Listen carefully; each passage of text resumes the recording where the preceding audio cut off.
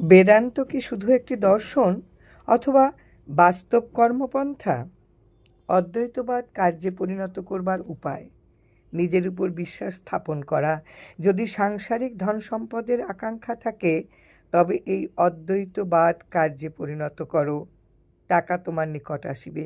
যদি বিদ্বান ও বুদ্ধিমান হইতে ইচ্ছা করো তবে অদ্বৈতবাদকে সেই দিকে প্রয়োগ করো, তুমি মহামনীষী হইবে। যদি তুমি মুক্তি লাভ করতে চাও তবে আধ্যাত্মিক ভূমিতে এই অদ্বৈতবাদ প্রয়োগ করিতে হইবে, তাহা হইলে তুমি মুক্ত হইয়া যাইবে, পরমানন্দ স্বরূপ নির্বাণ লাভ করিবে।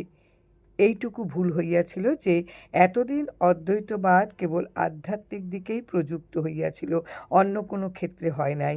এখন কর্মজীবনে উহা প্রয়োগ করিবার সময় আসিয়াছে। এখন আর উহাকে রহস্য বা গোপনীয় বিদ্যা বলিয়া রাখিলে চলিবে না। এখন আর উহা হিমালয়ে গুহায় বনে জঙ্গলে সাধু সন্ন্যাসীর নিকট আবদ্ধ থাকিবে না। লোকের প্রাত্যহিক জীবনে উহা কার্যে পরিণত করিতে হইবে। রাজার প্রাসাদে, সাধু সন্ন্যাসীর গুহায়, দরিদ্রের কুটিরে, সর্বত্র, এমনকি রাস্তার ভিখিরির দ্বারাও উহা কার্যে পরিণত হইতে পারে।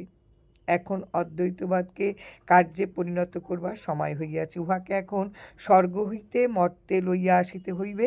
ইহাই এখন বিধির বিধান। জয় রাম, জয় রাম।